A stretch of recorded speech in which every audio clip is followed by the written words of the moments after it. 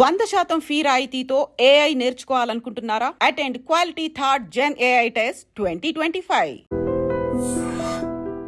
అందరికీ నమస్కారం. Welcome to the point. తీగ లాగితే డొంక కదులుతుంది, ఇది నానుడి. కానీ ఇక్కడ తీగ లాగితే ఎన్నెన్నో తీగలు కదులుతున్నాయి, రకరకాల సమస్యలు బయటకు వస్తాయి. రాజ్ తరుణ్ లావణ్య విషయంలో గతంలో జరిగిన పరిణామాలన్నీ ఒక ఎత్తు అయితే, ఇప్పుడు ప్రస్తుతం తాజాగా మస్తాన్ సాయికి సంబంధించిన హార్డ్ డిస్క్లో దారుణమైన అశ్లీలమైన అసభ్యకరమైన వీడియోలు ఉన్నాయని చెప్పి మస్తాన్ సాయిని అదుపులో తీసుకోవడం జరిగింది. ఈ మొత్తం వ్యవహారంలో ప్రస్తుతం లావణ్య ఏమంటున్నారు, రాజ్ తరుణ్ ఎక్కడికి పోయాడు, శేఖర్ భాష ఇన్వాల్వ్మెంట్ ఎంతవరకు ఉంది, ఈ అంశంపై మాట్లాడబోతున్నాం. మనతో పాటు ప్రముఖ యాక్టివిస్ట్ అండ్ అందరికీ సుపరిచితులు, కౌన్సిలర్గా కృష్ణకుమార్ గారు ఉన్నారు. నమస్కారం మ్యామ్. డెవలప్మెంట్స్ అన్ని చూస్తున్నారు మీరు. నిజంగా దిమ్మ తిరిగిపోయేలాంటి వాస్తవాలు బయటపడుతున్నాయి. అసలు ఈ వీడియోలు ఏమిటండి, హార్డ్ డిస్క్లు ఏమిటి, నిజంగా అంత దారుణమైన సమాజంలో ఉన్నామండి మనం. నిరూపిస్తున్నాయి కదా, పోర్నొద్దు, సమాజంలో మితిమీరిన స్త్రీలపైన అసభ్యంగా చిత్రీకరించొద్దు, అలాగే ఓటీటీలు వద్దు, వాటికి కూడా ఏదన్నా సెన్సార్షిప్ లాంటిది ఉండాలి, ఇలాంటివన్నీ మాట్లాడుతుంటే మమ్మల్ని పిచ్చోళ్ళలాగా చూశారు. ఇవాళ చూడండి సమాజం ఎట్లా తయారైందో. అసలు వీళ్ళనే కాదు, గుంటూరులో 21 ఏళ్ల పిల్లోడు 65 ఏళ్ళ ఆవిని అత్యాచారం చేస్తే ఆవిడ చనిపోయింది. దారుణం. ఎంత దారుణం. ఇప్పుడు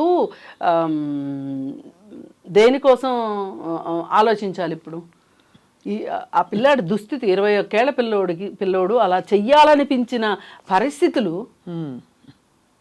ఇప్పుడు ఈ మస్తాన్ సాయి ఇలా ఇంతమంది వీడియోలు తీసి తన దగ్గర పెట్టుకోవాలనుకునే కాంక్ష, అలాగే ఇట్లాంటి వాళ్ళతో కలిసి కక్ష తీర్చుకోవటం కోసం వలలు పన్నే శేఖర్ భాష. అది ఇప్పుడు అసలు రాజ్ తరుణ్ లావణ్య దగ్గర మొదలైన స్టోరీ కాస్త ఇది శాఖోపశాఖలుగా విస్తరించింది అన్నట్లు, అసలు ఎక్కడి నుంచి ఎక్కడికి వెళ్తుందో అర్థం కావట్లేదు. ఇంత క్రిమినల్ మెంటాలిటీ అసలు ఎందుకు వస్తుంది జనంలో? ఇప్పుడు ప్రస్తుతం బయటపడ్డ విషయాలు ఒకసారి మాట్లాడదాం మ్యామ్. అసలు మస్తాన్ సాయి దగ్గర అతని హార్డ్ డిస్క్లో ఇన్ని వీడియోలు దొరుకుతున్నాయంటే మనకేమర్థం అవుతుంది అంటే ఒక డెన్ ఏదో ఉంది, ఆ డెన్కి అమ్మాయిల్ని రప్పించుకోగలుగుతున్నాడు. లేదు, స్వచ్ఛందంగానే అమ్మాయిలు వస్తున్నారు. ఆ వచ్చిన అమ్మాయిలకి ఏదో ఒక ప్రలోభ పెట్టి నేను చచ్చిపోతాను నువ్వు నాతో ఉండకపోతే అని ఒక ఎమోషనల్ బ్లాక్మెయిల్ చేసి కొంతమందిని, మత్తు పదార్థాలు అలవాటు చేసి కొంతమందిని, మద్యపానంలో మత్తు మందు కలిపి కొంతమందిని, ఇలా రకరకాల పద్ధతుల్లో వాళ్ళందరితోటి తను ప్రైవేట్గా ఉన్న వీడియోలు తీసి దగ్గర పెట్టుకొని మళ్ళీ వాటిని చూపించి పదే పదే అత్యాచారం చేయడం, ఇదంతా భయంకరమైన లైంగిక హింస కనిపిస్తుంది నాకు ఇక్కడ. లైంగిక హింస కాకుండా క్రిమినల్ యాంగిల్ కదండి. క్రిమినల్ యాంగిల్, ఎంత క్రిమినల్ యాంగిల్ అంటే ఇలాంటి ఒక కుట్రపూరితమైన ఒక వ్యవస్థని నేను నడిపేస్తాను, ఎవరు ఎవరు నన్ను పట్టుకోరు అనుకోవడం. అది ఇప్పుడు నిన్న మొన్న వాడెవడో చూడండి 333 కోట్లు సంపాదిస్తాను, బత్తుల ప్రవీణ్ ఏదో ఉంది. అవును. దేనికోసం అంటే విలాసాల్లో మునిగి తేలటానికి. వాడి దగ్గర 100 వీడియోలు ఉన్నాయంట, ఆ బత్తుల ప్రవీణ్ అనేవాడి దగ్గర. ఇప్పుడు వీడి దగ్గర 300 వీడియోలు. అదే మరి అసలు వీళ్ళందరూ ఏ పునాదుల మీద డబ్బు సంపాదిద్దాం అనుకుంటున్నారు? అంటే కేవలం డబ్బు సంపాదించడం ఒకటేనా, లేకపోతే ఒక తీవ్రమైన మానసిక దౌర్బల్యమే ఇక్కడికి తీసుకొస్తుందా వీళ్ళని? ఒక ప్లెజరు ఏదైతే, నేను ఒక మనిషిని మాయ చేయగలను, మోసం చేయగలను. ఇప్పుడు ఈ విషయంలో మేడం అసలు అర్థం కాని విషయం కృష్ణకుమార్ గారు, ఈ హార్డ్ డిస్క్ ఎలా ఉన్నట్టు అసలు ఎలా తెలుసుంటుంది పోలీసులకి? లావణ్య ఇచ్చింది కంప్లైంట్, లావణ్య ఇచ్చింది. అసలైతే ఇప్పుడు మనం మొదలుకెళ్తే, మళ్ళీ స్టోరీ మొదలుకెళ్తే, రాజ్ తరుణ్ లావణ్య ఒక బంధంలో ఉన్నారు. రాజ్ తరుణ్ లావణ్య ఒక బంధంలో ఉండి ఒక ఇంట్లో ఉన్నారు, ఒక విల్లాలో ఉన్నారు. విల్లాలో ఉన్నప్పుడు, విల్లా చాలా పెద్దది, 3 స్టైర్లు విల్లా ఉంది. అయితే దీంట్లోకి ఎవరు వస్తారో తెలియదు, ఎవరు పోతారో తెలియదు. ఆనే వాళ్ళ ఆనా, ఖానా వాళ్ళ ఖానా అన్నట్లు గానా బజానా నడుస్తుంది అక్కడ. నడుస్తూ ఉన్న సందర్భంలో రాజ్ తరుణ్ నువ్వెందుకు ఆ అమ్మాయిని పెళ్లి చేసుకుంటానని చెప్పావంట, ఎందుకు ఆ అమ్మాయిని పెళ్లి చేసుకోవట్లేదు అని చెప్పి అతను పోలీసులు అడిగారు. లావణ్య అతని మీద కేసు పెట్టినప్పుడు. అడిగితే అతను చెప్పిన సమాధానం ఏంటంటే ఆ అమ్మాయి క్యారెక్టర్ మంచిది కాదు, ఆ అమ్మాయి డ్రగ్స్ చేస్తుంది, మళ్ళీ నా ఇంట్లోనే చేస్తుంది, నువ్వు ఎక్కడన్నా చేసుకో కానీ నా ఇంట్లో చేయకు అని చెప్పాను, ఆ అమ్మాయి వినట్లేదు, నా ఇంట్లోనే చేస్తుంది, ఆ అమ్మాయికి చాలా చాలా రకాల మనుషులతోటి మస్తాన్ సాయి దగ్గర నుంచి వేరే వేరే వాళ్ళతో సంబంధాలు ఉన్నాయి ఆ అమ్మాయికి, అలాంటి అమ్మాయి నాకు వద్దు అనుకున్నాను అని అతను చెప్పాడు. అయితే పోలీసులు ఎఫ్ఐఆర్ చేశారు. అతను ఎఫ్ఐఆర్ క్వాష్ చేసుకున్నాడు. ఆ క్వాష్ చేసుకోగానే ఇక్కడ మనకి రెడీగా ఒక బావమరిది ఉన్నాడు సిటీలో, శేఖర్ భాష అనే బావమరిది.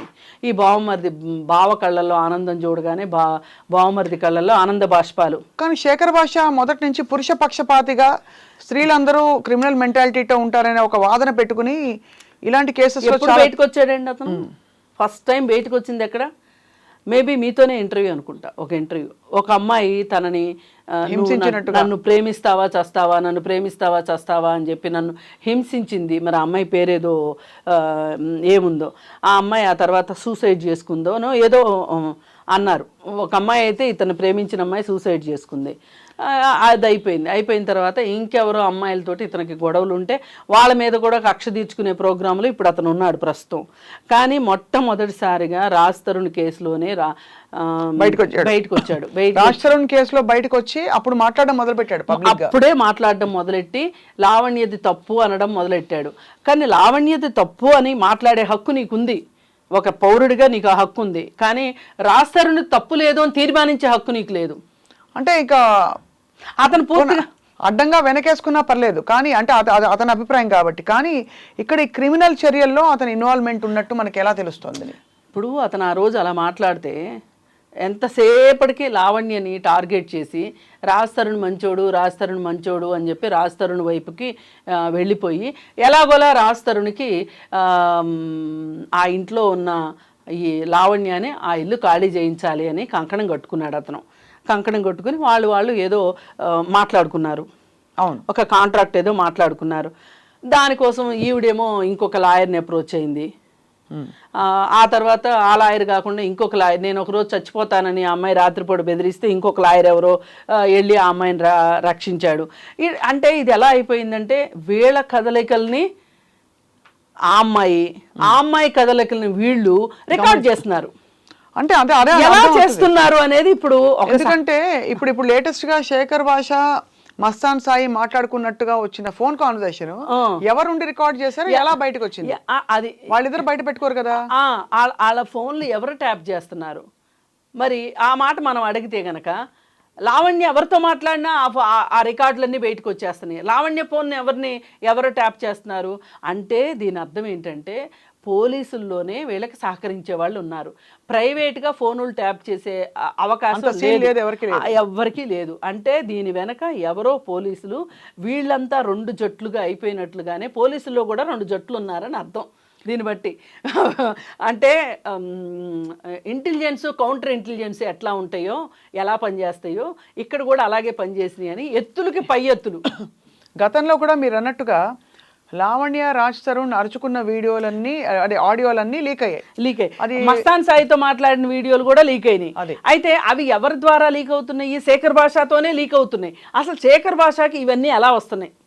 ఇప్పుడు ప్రశ్న ఏంటంటే శేఖర్ భాషకి ఎలా వచ్చాయి? కానీ శేఖర్ భాష మాట్లాడింది కూడా లీక్ అయిపోయింది కదా, ఇప్పుడు లీక్ అయింది. అది ఇప్పుడు శేఖర్ భాష అలాంటి వాళ్ళు అన్నారు ఏమని, అసలు శేఖర్ భాష రాజ్ తరుణ్ తరఫున ఎందుకు శేఖర్ భాష ఇంత ఎత్తుకుంటున్నాడు? అలాంటి వాళ్ళం అంటే యాక్టివిస్టులు కాబట్టి మహిళల పక్షాన బాధితుల పక్షాన ఉంటాము, ఆ బాధితులు మగవాళ్ళు అయితే కూడా వాళ్ళ పక్షాన ఉంటామని మాట్లాడాం. శేఖర్ భాష ఈ ఒక్క కేసే కాకుండా మామూలుగా కూడా తన వైఖరి ఇలాంటి కేసెస్లో ఎలా అయితే భార్యా బాధితుల సంఘం అని ఉంటుందో అలాగా స్త్రీల బాధితుల సంఘానికి నేను ప్రతినిధినే చందంగా చాలా కేసెస్లో మాట్లాడుతున్నాడు.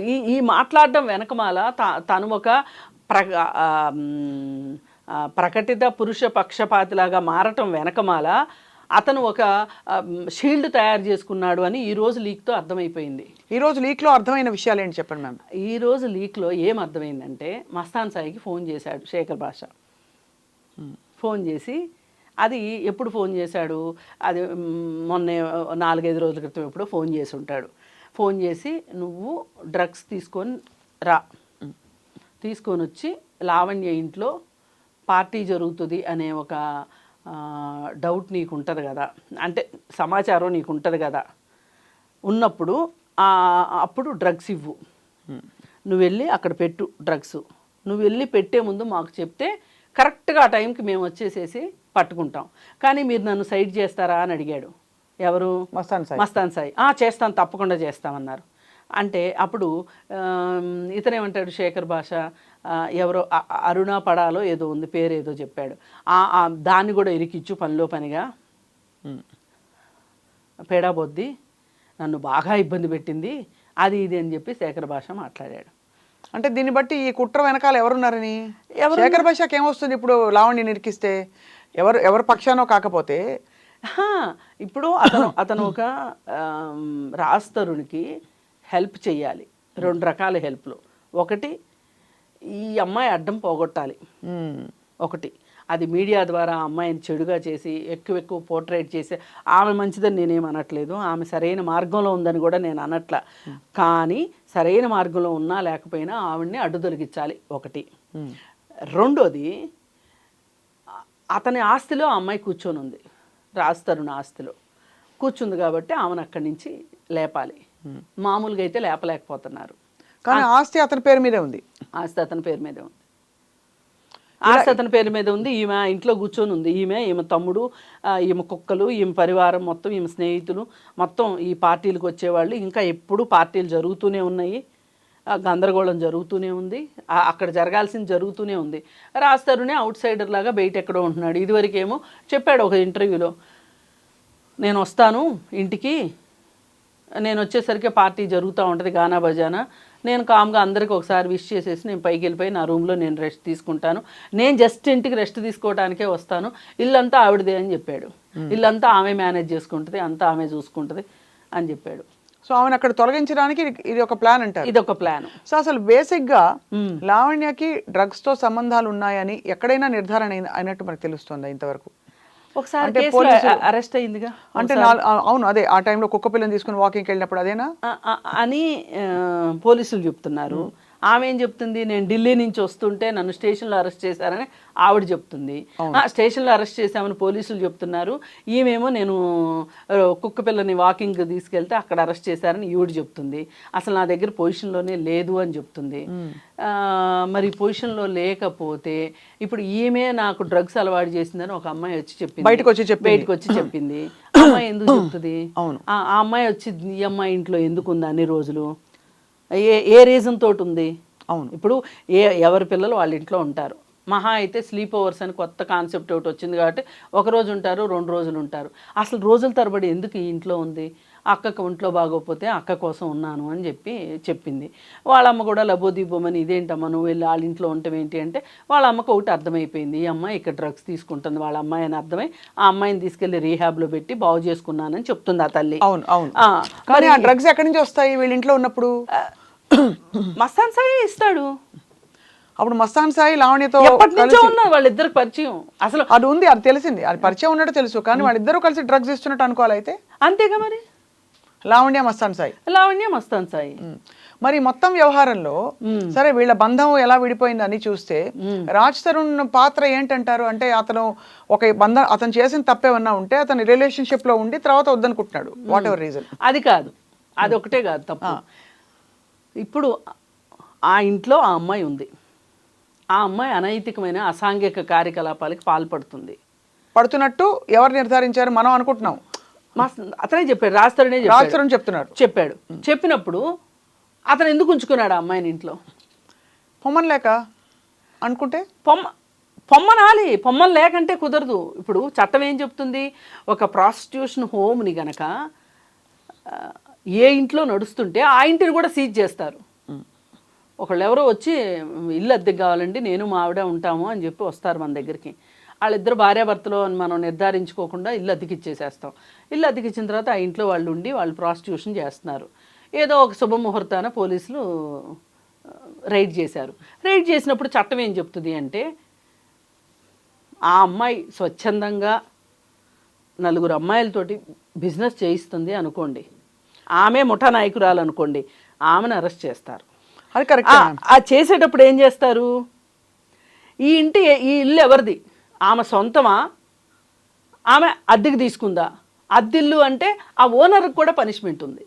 ఎందుకు అంటే నీ ఇంట్లో జరిగింది కాబట్టి రాజ్ తరుణ్ కూడా ఈ విధంగా శిక్షార్హుడు అక్కడ. అవును. ఆమె భార్య, గర్ల్ ఫ్రెండా, లేకపోతే ఏ రకమైన చుట్టము అంతే కదా అనేది నిర్ధారించాలి. ఏం చెప్తున్నాడు, మేము ఒకప్పుడు సహజీవనం చేసిన మాట వాస్తవం, 2018 నుంచి మా ఇద్దరికి ఫిజికల్గా కూడా సంబంధాలు లేవు అని ఆ రోజు అతను స్టేట్మెంట్ ఇచ్చాడు. మరి అయితే ఇంట్లో డ్రగ్స్ పార్టీలు జరుగుతున్నాయని నువ్వే చెప్తున్నావు. నువ్వు చెప్పినప్పుడు ఆ అమ్మాయిని ఎందుకు బయటికి పంపించలేదు అంటే, నేను ఇప్పుడే ఎదుగుతున్న హీరోని కాబట్టి రచ్చ అవ్వటం ఇష్టం లేక అని అంటే, ఈ మాట చెప్తే చట్టం ఒప్పుకోదు. అంటే అది ఒక నేరం జరుగుతుంటే చూస్తూ ముందు బాధ్యత గల పౌరుడిగా నేరాన్ని రిపోర్ట్ చేయాలి. అతను చేసిన తప్పు అర్థమైపోయింది నాకు. కానీ ఇప్పుడు మళ్ళీ కహాని అంతా మొత్తం ఇప్పుడు మస్తాన్ సాయి మీద ఫోకస్ పడి అతని దగ్గర ఈ హార్డ్ డిస్క్ ఈ వీడియోలు ఉండడం అంటే ఇది ఎవరి ఇన్వాల్వ్మెంట్ ఉన్నట్టు? ఇది మరి మస్తాన్ సాయి ఒకప్పుడు లావణ్యతో మంచి టర్మ్స్ లో ఉన్నాడు, ఈ ఇంట్లోనే ఉన్నాడు. మరి ఇదే కంప్లైంట్ లావణ్య ఎలా ఇచ్చి ఉంటుంది అని అంటే అతను ఏమన్నా బెదిరిస్తున్నాడేమో, నీ వీడియోలు నా దగ్గర ఉన్నాయి, నీ వీడియోలు నా దగ్గర ఉన్నాయి అని. ఆ బెదిరించడంలో నా వీడియోలు తీసుకుందామని ఆ ప్రయత్నంలో ఈ వీడియోలు కూడా బయటపడ్డాయి.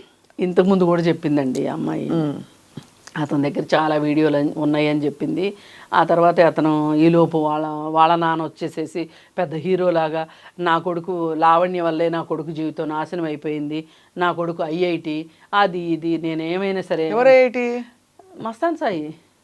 అరే మస్తాన్ సాయి ఐఐటి అని అయ్యండి, అతని హార్డ్ డిస్క్ లో ఈ నగ్న వీడియోలు బయటపడ్డాయని తెలుస్తుంది. అప్పుడే వాళ్ళ నాన్న అన్నాడు, ఈ నగ్న వీడియోల గురించి కాదు, నా కొడుకు అంతటోడిని లావణ్య జడగొట్టింది అని చెప్పి ఆ తండ్రి అన్నాడు. నేను ఎట్లయినా నా తండ్రిని, నా కొడుకుని నేను కాపాడుకుంటాను అది ఇది అని చెప్పి వాళ్ళ తండ్రి కూడా మాట్లాడాడు. మాది పరుగల కుటుంబం. ఇప్పుడు అతను అక్కడేదో వీళ్ళకి ఒక దర్గా లాంటిది ఒకటి ఉంటుంది. ఆ దర్గాలో వీళ్ళు మొదటి నుంచి ఆయన అక్కడ మేనేజింగ్ ట్రస్టీగానో ఏమో ఉన్నాడు. ఆ దర్గాలో ఉంటేనే వెళ్ళి పోలీసులు అరెస్ట్ చేశారు. ఎంత అవమానం తండ్రికి నిజంగా. అసలు కాదండి, ఇలాంటి నిజంగా అసలు పిల్లలే లేకపోతే బాగున్నాం. కాదండి, నాకు అర్థం కాదు ఏంటంటే మరి ఇలాంటి ఒక మెంటాలిటీ ఉండే వ్యక్తి తనకి చేరువుగా ఉన్నప్పుడు తను ముందే ఎందుకు చెప్పలేదు? తనకి హెల్ప్ కావాలన్నా మస్తాన్ సాయి నుంచి? ఎవరు? లావణ్య. అసలు ఇప్పుడు లావణ్య సరిగా ఉండుంటే గనక, ఆమె లైఫ్ ప్యాటర్న్ కరెక్ట్గా ఉండున్నట్లయితే, కరెక్ట్గా అంటే నా ఉద్దేశం చట్టానికి లోబడి ఉండున్నట్లయితే గనక అసలు మనం ఇంత మాట్లాడుకోవాల్సిన అవసరం ఏముంది? అవును. వీళ్ళందరూ ఏంటి అంటే వీళ్ళకున్న ఆదాయాలు వీళ్ళకి సరిపోవు, వీళ్ళు రంగురంగుల ప్రపంచాలు చూస్తున్నారు, చూసి వాళ్ళకిలాగా ఉండాలని వీళ్ళు ప్రయత్నం చేస్తున్నారు. ఇప్పుడు కేపీ చౌదరి ఉన్నాడండి, ఎందుకు సూసైడ్ చేస్తున్నాడు ఇప్పుడు చెప్పండి? మెకానికల్ ఇంజనీర్ చదువుకున్నాడు పూనాలో, ఇక్కడికి వచ్చి సినిమాలు తీసి అర్ధరాత్రి లక్షాధికారులు కోటీశ్వర్లు అయిపోవాలి, వచ్చి చేతులు కాల్చుకున్నాడు. బతకటానికి దారి దొరక్క డ్రగ్స్ తీసుకొచ్చి అమ్మటం మొదలెట్టాడు. ఎన్నోసార్లు జైలుకి వెళ్ళాడు. ఇప్పుడు అప్పులు భారం ఇవన్నీ తట్టుకోలేక సూసైడ్ చేసుకున్నాడు. ఎందుకు డ్రగ్స్ దగ్గరికి వెళ్ళాడు ఇతను అంటే ఏం చెప్తాము? ఈ సినిమా ఇండస్ట్రీలోకి వచ్చి నిలదొక్కుకోలేని వాళ్ళు, ఆడవాళ్ళు అయితే వ్యభిచారము, మగవాళ్ళు అయితే డ్రగ్స్ అమ్మడము, లేకపోతే పెద్ద పెద్ద హీరోల దగ్గర మేనేజర్లుగా చేరటము, ఇట్లా రకరకాల వృత్తులు నేర్చుకుంటున్నారు, వృత్తులు చేసుకుంటున్నారు. దానిలో బయటపడుతున్న అనేక అంటే చూస్తుండగా గీత దాటి ఎక్కడికో దూరం వెళ్ళిపోతున్నారు. ఎప్పుడో వెనక్కి తిరిగి చూసుకునేసరికి అసలు మేము ఎక్కడ మొదలెట్టాం? ఎందుకంటే ఇవాళ మనం నగ్న వీడియోలు, డ్రగ్స్ ఇవి చాలా సామాన్యమైన మనలాంటి వ్యక్తుల దగ్గర దొరికినట్టు మాట్లాడుకుంటున్నాం. అంటే వాళ్ళు ఎక్కడో క్రిమినల్ గ్యాంగ్ నుంచి, మాఫియా నుంచి రాలే. సమాజం మన చుట్టూ ఉన్న వాళ్ళు మన పక్కనే ఉన్నాడు. ఇప్పుడు ఈ స్టోరీ అంతా బయటికి రాకముందు లావణ్యకి మామూలు స్నేహితులు ఉండుంటారా? అదే కదా. రాజ్ తరుణ్కి ఉండుంటారా? అసలు ఎక్కడో దాకెందుకు? శేఖర్ భాష ఎన్ని కబుర్లు చెప్పాడు. ఇది ఒక షీల్డ్ అవుట్ వేసుకొని, ఉద్యమకారుడు షీల్డ్ అవుట్ వేసుకొని వెనకమాలు చేసే పనులు ఇవా? అసలు శేఖర్ భాష ఇన్వాల్వ్మెంట్ ఏమిటని ఇందులో? ఇప్పుడు ఏ ఇన్వాల్వ్మెంట్ లేకపోతే ఆ అమ్మాయి ఇంట్లో డ్రగ్స్ పెట్టమని ఎందుకు చెప్తాడు మస్తాన్ సాయికి? చాలా. ఇప్పుడు నేనైతే చేస్తానా? చేయం కదా. మీరైతే చేస్తారా? అసలు అలాంటి వాడితోటి ఫోన్ కాల్ మాట్లాడడం నువ్వు నికార్సైనోడు అయితే, నువ్వు సరైనోడు అయితే అతనితో అతను మోస్ట్ వాంటెడ్ క్రిమినల్ కదా. కొన్ని రోజులు నెలల పాటు దొరకలేదు అతను, పోలీసులను ఏమార్చి తిరిగాడు, అక్కడ అన్నదానాలు చేసుకుంటా కూర్చున్నాడు, ఇక్కడ ఓ బ్యాండ్ ఒకటి కట్టుకొని, మొత్తానికి పట్టుకున్నారు. అలాంటి వాడితో నువ్వు ఫోన్ ఎందుకు చేస్తున్నావు, అతనితో ఎందుకు మాట్లాడుతున్నావు నువ్వు సరైనోడు అయితే? నీ నీ నీ ప్రైవేట్ పంచాయతీ ఏంటి ఇక్కడ? అసలు ఎందుకు ఇంటర్ఫియర్ అయ్యావు అనేది క్వశ్చన్. అదేదో క్వశ్చన్. ఏం ఆశించి లేదు, ఎవరికి హెల్ప్ చేద్దామని, ఏం జరిగింది ఎవరికి లేదు ఇక్కడ. ఇప్పుడు ఇంతకీ మరి ఈ విషయంలో ఎవరెవరు ఇంప్లికేట్, ఎవరెవరు చట్టపరమైన చర్యలకి లోన్ అవుతారని మీరు అనుకుంటున్నారు? అందరూ లోన్ అవుతారండి. లావణ్య దొరుకుతుంది దీంట్లో, రాజ్ తరుణ్, మస్తాన్ సాయి, శేఖర్ భాష కూడా ఇవాళ ఆన్సర్ చెప్పుకోవాల్సిందే. అసలు నువ్వు అంత డ్రగ్స్ వాడి దగ్గర నుంచి డ్రగ్స్ తెమ్మన్నావు అంటే లావణ్యకి ఇవ్వటానికైనా, నువ్వు కూడా తీసుకుంటానికా అని అడుగుతారు పోలీసులు. ఏం చెప్తాడు సమాధానం? తీసుకోవడం కంటే కూడా పెడ్లింగ్ చాలా పెద్ద నేరం, మీరు అన్నట్టు రైటే. అవును, ఇప్పుడు అతన్ని తీసుకుని రమ్మని చెప్తున్నాడు, తీసుకుని వచ్చి ఆ అమ్మాయి ఇంట్లో పెట్టమంటున్నాడు. ఆ అమ్మాయి ఇంట్లో పెట్టడానికి తీసుకురమ్మంటున్నావా, ఇంకెవరికన్నా ఇంకెవరికన్నా అమ్మటానికి తెమ్మంటున్నావా అంటే నువ్వు సమాధానం ఎట్లా చెప్తావు? ఇది అసలు మస్తాన్ సాయే లీక్ చేశాడని డౌట్ వస్తుంది ఇప్పుడు ఈ ఆడియో కాల్. ఇతనితోనే మాట్లాడుతున్నట్టు నటించి, అంటే ఇది సినిమా తీస్తే కూడా ఎవరు నమ్మరు కృష్ణ కుమార్ గారు. అసలు నమ్మరండి. పాత రోజుల్లో మనకు గుర్తుండే ఉంటాయి, అవే కళ్ళు సినిమా ఏదో, ఆ సినిమాలో ఎవరికి అసలు సూపర్ బాస్ ఎవరికి తెలీదు. అవును, ప్రతి వాళ్ళు వాళ్ళ పైన వాళ్ళతోనే మాట్లాడతారు, ఆ పైన వాళ్ళతో మాట్లాడతారు. ఈ మధ్య కూడా ఇలాంటి సినిమా ఏదో వచ్చింది. అంటే నా బాధ ఏంటంటే అండి, ఇక్కడ అసలు మనం పూర్తిగా ఆ వీళ్ళ గోలే సరిపోతుంది కానీ మనకి ఆ యువతలు ఎవరైతే ఉన్నారో 300 వీడియోలు ఏదైతే ఉన్నాయో, ఇప్పుడు అతనితో పరిచయం ఉన్న ప్రతి అమ్మాయికి గుండెల్లో గురపాలు గుచ్చుకున్నట్టేగా. అంతే, తెలుసో తెలియకో, ఇష్టపూర్వకంగానో అయిష్టంగానో అతనితో ఆ కార్యకలాపాల్లో పాల్పంచుకున్నందుకు ఇప్పుడు ఎంతమంది గుండెలు గోగోలాడిపోతాయి. ఇప్పుడు కేపీ చౌదరి ఫోన్లో 800 ఫోన్ నెంబర్లు ఉన్నాయంట. ఇప్పుడు చచ్చిపోతున్నారు, మాకు అతనితో సంబంధం లేదంటే మాకు అతనితో సంబంధం లేదని ఇస్తున్నారు. పాపం ఆ సురేఖవాణి కూతురు ఏదో పిచ్చిదానిలో ఉంది, అన్న నువ్వు లేకుండా నేను ఎట్లా బతకాలి అని చెప్పి రక్త సంబంధంలో సినిమాలాగా పాటలు పాడుతుంది. ఎంత ఎటుపోతుందో అర్థం. అంటే వీళ్ళు నేను వీళ్ళ పక్షాన ఉన్నాను అని చెప్తే నాకేమి నష్టమో అని ఆలోచించగలిగే విజ్ఞత కూడా, వివేకాన్ని కోల్పోతున్నారు వీళ్ళు. అంతే అంతే. ఇప్పుడు ఈ మొత్తం గ్యాంగ్ కూడా అదే చేసింది. ఇప్పుడు మనలాంటి వాళ్ళం అనుకోండి, అంతటి ప్రమాదానికి మనం అసలు ప్రమాదాన్ని ఊహించకుండాను ఉండము, దాని జోలికి. ప్రమాదం కంటే కూడా మంచి చెడు విచక్షణ ఉంటుంది కదా. ఇప్పుడు నిజంగానే కరెక్ట్ మంచి ఒక వైపు ఉంటే వాళ్ళ వైపు నిలబడడానికి ఎవరు వెనకాడరు, మీరే వెనకాడరు. ధర్మం ఎటువైపు ఉంది, చట్టపరమైన న్యాయం ఎటువైపు ఉందో అటువైపు ఉంటాం. కానీ ఇక్కడ ఏంటంటే అందరూ దొంగలే అని తెలిసినప్పుడు ఒకరి మీద ఒకడు అనుమానాలు పెట్టుకోవడం, ఫోన్ కాల్ రికార్డ్ చేసుకోవడం, అసలు లీకులు చేయడం, ఆ అరుపులు కేకలు ఏమిటో అసలు కొన్ని రోజులు సీరియల్ కంటే దారుణంగా మొత్తం వెబ్ సిరీస్ అయిపోయింది. అయ్యే బాబోయ్, అదేదో అసలు ఈ మధ్య కాలంలో ప్రశాంతంగా ఉన్నాం కదా అనుకుంటే మళ్ళీ మొదలైంది. మరి ఇది ఏ తీరానికో చూసి వేచి చూద్దాం. చట్టం మాత్రం తన పని. కానీ ఈసారి మట్టుకండి ఇట్లాంటి పనులు ఎవరైనా చెయ్యాలి అనుకుంటే దడుచుకునేలాగా మట్టుకు శిక్షలు ఉండాలని నేను అది అంటే ఖచ్చితంగా ఈ హార్డ్ డిస్క్ ఎవరిదో ముందు వాళ్ళ కాళ్ళు చేతులు మొత్తం చట్టం పోలీసులు తప్పకుండా చర్యలు తీసుకోకపోతారండి అసలు వ్యవస్థ మీద నమ్మకం పోద్ది. అది కృష్ణకుమార్ గారు ఖచ్చితంగా వేచి చూద్దాం. డెవలప్మెంట్ జరుగుతాయి, మనం మాట్లాడుతూ ఉందామండి. ధన్యవాదాలు మీ విశ్లేషణ. నమస్కారం.